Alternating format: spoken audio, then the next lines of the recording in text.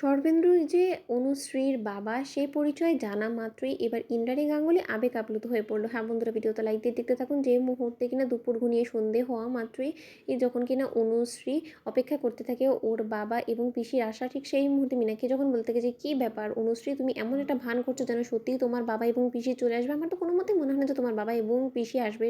ঠিক সেই মুহূর্তে অনুশ্রী যখন বলতে থাকে যে কেন আসবে না বলতে পারেন আপনি, ঠিক সেই মুহূর্তে মীনাক্ষী যখন বলতে থাকে যে কেন, আবার যাদের মেয়ে যেভাবে তাদের মুখ পুড়িয়েছে, যে নোংরা কর্মকাণ্ডগুলো করেছে, তার পরবর্তীতে কোনো বাবা এবং পিসির পক্ষে কি সম্ভব নাকি সেই সাহসটুকু দেখিয়ে পাত্রপক্ষের সামনে এসে তাদের মেয়েরই কুকর্মের জবাবদিহি করা? বলো তো। তাই তোমার বাবা হয়তোবা তোমাকে মিথ্যে প্রতিশ্রুতি দিয়েছে এবং সে কোনো মতেই আর আসবে না, সেটা আমি খুব ভালো করে বুঝতে পেরে গেছি। তো কারণ তোমার বাবা এখানে আসার আগে নিশ্চয়ই রিসার্চ করেছে যে কার সঙ্গে তোমার বিয়ে হয়েছে, এবং সে যখন কিনা জানতে পেরেছে যে ইন্দ্রাণী গাঙ্গুলি চন্দননগরের এক নামে তো সকলে দিদিকে চেনে, এবং ইন্দ্রাণী গাঙ্গুলির ছেলের সঙ্গে তোমার বিয়ে হয়েছে এবং ইন্দ্রাণী গাঙ্গুলিকে তুমি ঠকিয়েছো, তার পরবর্তীতে তোমার বাবা তো নিশ্চয়ই বুঝতে পেরে গিয়েছে যে ইন্দ্রাণী গাঙ্গুলির যদি একবার মুখোমুখি তোমার বাবা হয়েছে তাহলে যে তোমার বাবাকে আর রুখে দেবে না এবং দিদি যে জ্যান্ত পুঁতে রেখে দেবে তোমার বাবাকে, তাই হয়তো সেই ভয়ে তোমার বাবা ভিজে বেড়ালের মতন বাড়িতে বসে আছে। যাও গিয়ে দেখো। ঠিক সেই মুহূর্তে ইন্দ্রাণী গাঙ্গুলি যখন বলতে থাকে যে ছোট এত কথা বাড়িয়ে তো লাভ নেই। আচ্ছা অনুশ্রী, এত অপেক্ষা কেন করাচ্ছে তোমার বাবা এবং পিসি? বলো তো, তুমি তো খবর দিয়েছো ওদেরকে, তুমি তো আমাদেরকে সেটা বলেছো, ঠিক তাই না?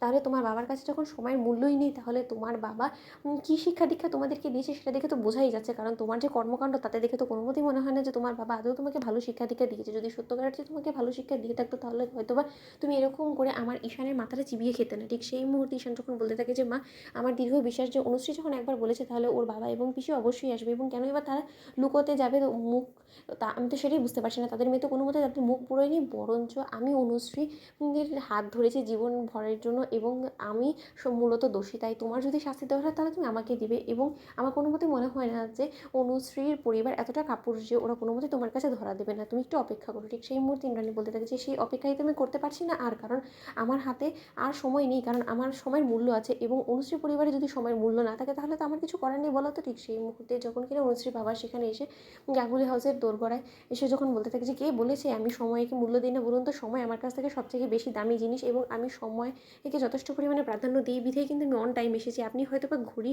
কাঁটাটাকে একটু তাড়াতাড়ি ঘুরিয়ে ফেলেছেন, তাই হয়তো বা আপনি বুঝতে পারছেন না। অন্যদিকে ইন্দ্রাণী গাঙ্গুলি পেছন ফিরে তাকিয়ে যখন বলতে থাকে যে কার এত বড় স্পর্ধা আমার মুখের উপরে উত্তর দেওয়া, ঠিক সেই মুহূর্তে সর্বানন্দকে দেখা মাত্রই ইন্দ্রাণী গাঙ্গুলির চোখেও অনবরত জল পড়তে থাকে, এবং রাজশেখর গাঙ্গুলিও চমকে উঠে এবং বলতে থাকে যে সর্বেন্দু, ও তুই এখানে?